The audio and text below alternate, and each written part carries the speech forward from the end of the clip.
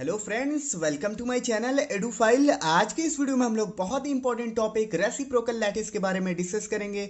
यहाँ पे हम लोग इसका मैथमेटिकल डिस्क्रिप्शन भी समझेंगे और रियल लैटिस और रेसिप्रोकल लैटिस में कंपैरिजन करेंगे। तो सबसे पहले जानते हैं रेसिप्रोकल लैटिस होता क्या है।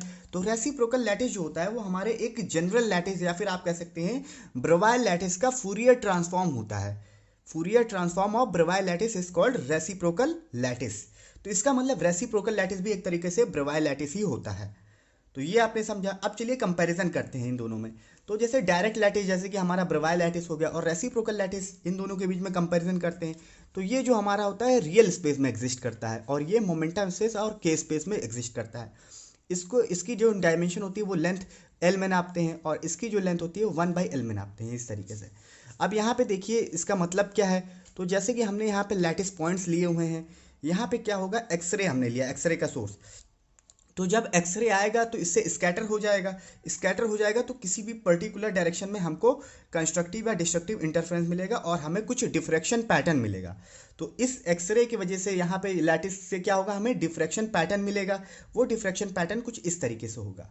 तो अब ये जो पैटर्न हमें स्क्रीन पे मिला है यही आपका रेसिप्रोकल लैटिस है और ये जो है आपका डायरेक्ट लैटिस है।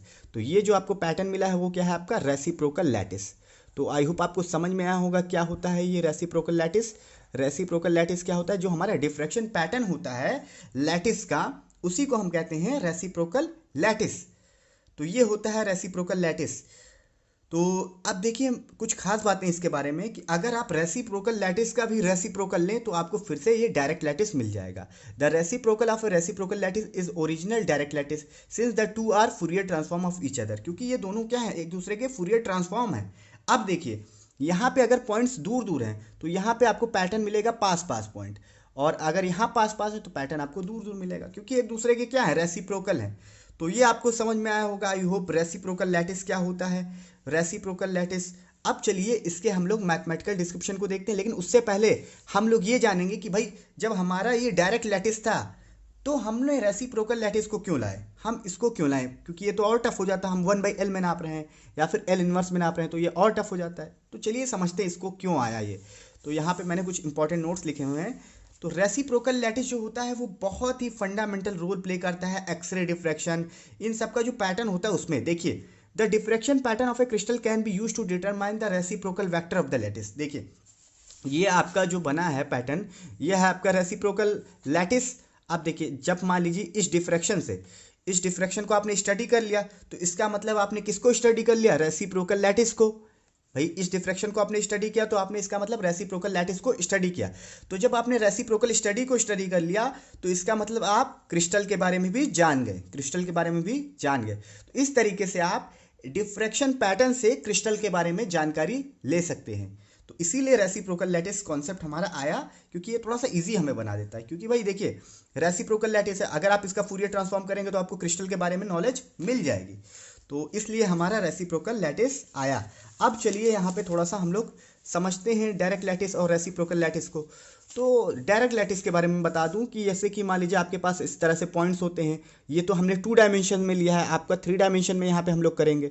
तो 2 डायमेंशन में हमने यहाँ पे लिया है, तो उस पर हम क्या करते हैं, कुछ ट्रांसलेशन ऑपरेशन लगाते हैं। For example vector A vector B, हमें इस पॉइंट पे जाना है, तो इस तरीके से हम ट्रांसलेशन ऑपरेशन लगाते थे, जिसको हम लोग R = N RN यहाँ पे मान लेते हैं। चलिए N1 A1 + N2 A2 इस तरीके से डिफाइन करते थे।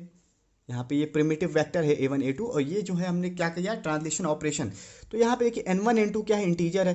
जैसे मान लीजिए यहाँ पे चले गए तो आप 2 यूनिट बढ़ गए तो N1 की जगह पे 2 हो जाएगा, यहाँ पे चले गए तो 2 यूनिट बढ़ गए तो N2 के यहाँ पे 2।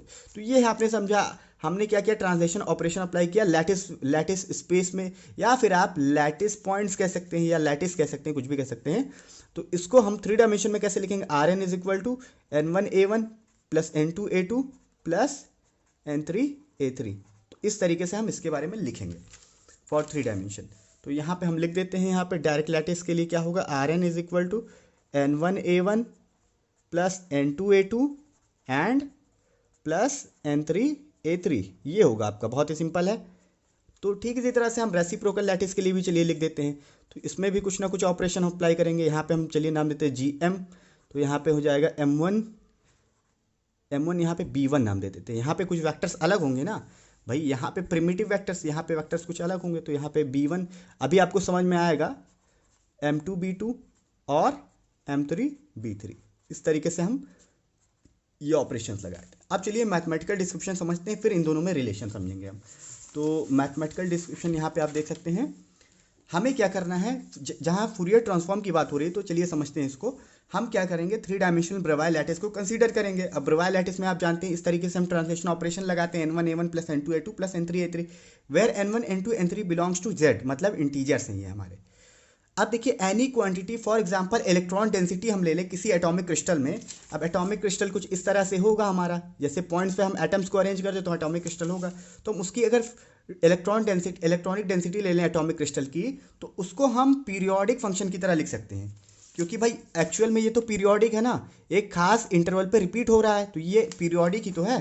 तो F R is equal to लिख सकते हैं F R N plus R, इस तरीके से हम इसको लिख सकते हैं, ये इक्वल होगा क्योंकि ये पीरियोडिक फंक्शन है।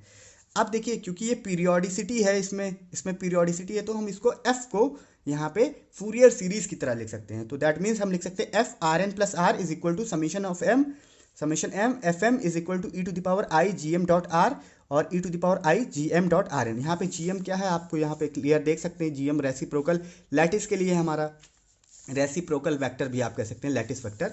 तो इस तरीके से हमने इसको लिख दिया, बहुत ही सिंपल है। यहाँ पे हमने फूरियर सीरीज लगा दिया क्योंकि ये पीरियोडिसिटी शो कर रहा है, तो ये लगा दिया। अब फॉर एग्जांपल हम F R N plus R लिख दिया और हम एक और फंक्शन मान रहे F R K plus R, ये दोनों इक्वल हैं for N K belongs to Z square. Z square का मतलब होता है पेयर ऑफ इंटीजर्स।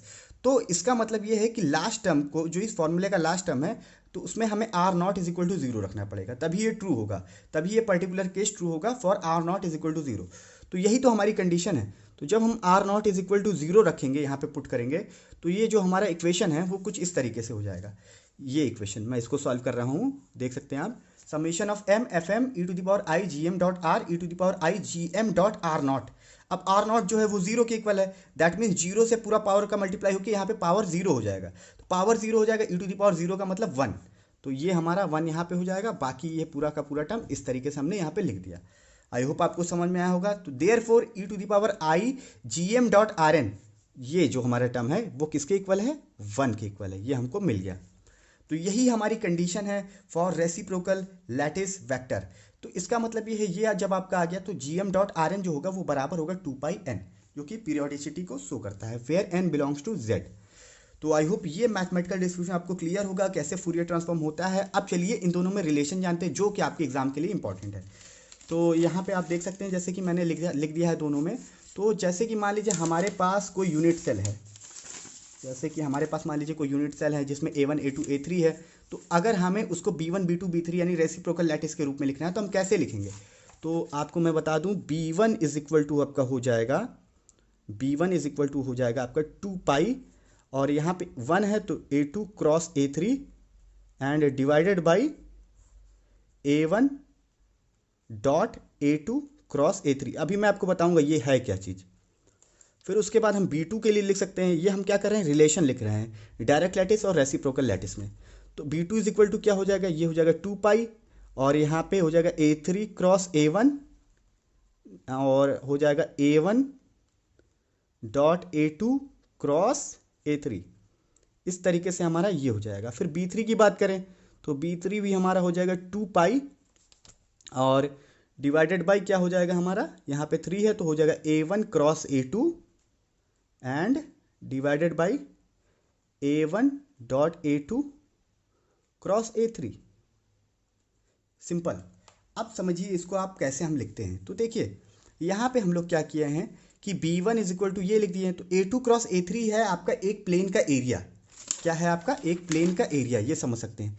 a2 ये है, a3 ये है, तो एक प्लेन के एरिया के बराबर हो गया, एरिया ऑफ प्लेन, इस तरीके से आप समझ सकते हैं। और a1 a2 a3 ये जो नीचे है a1 dot a2 cross a3, ये है आपका वॉल्यूम। तो इसको आप यहाँ पे v से रिप्लेस कर सकते हैं क्योंकि ये वॉल्यूम ऑफ सेल है। क्या है, volume of cell, volume of cell है ये आपका। तो इसको आप यहाँ पे v से रिप्लेस कर सकते हैं। तो इस तरीके से हमने यहाँ पे तीनों में वॉल्यूम नीचे रहेगा, यहाँ पे आप देख सकते हैं, और बाकी ये चेंज होता रहेगा। अब देखिए इसको याद करने का ट्रिक ये है कि 1 के बाद 2 आता है, फिर 2 के बाद 3, फिर 2 के बाद 3, फिर 1, और यहाँ पे 3 के बाद 1, फिर 2, इस तरीके से आप याद कर सकते हैं इसको सिंपल तरीके से। तो ये है हमारा relation between direct lattice and reciprocal lattice. तो आई होप ये वीडियो आपको अच्छे से क्लियर होगा और रिलेशन आपको क्लियर होगा रेसिप्रोकल लैटिस और डायरेक्ट लैटिस के बीच में। तो इस वीडियो में इतना रखते हैं, आगे की वीडियोज़ में हम लोग कुछ और इंपॉर्टेंट टॉपिक डिस्कस करेंगे। वीडियो देखने के लिए थैंक यू सो मच।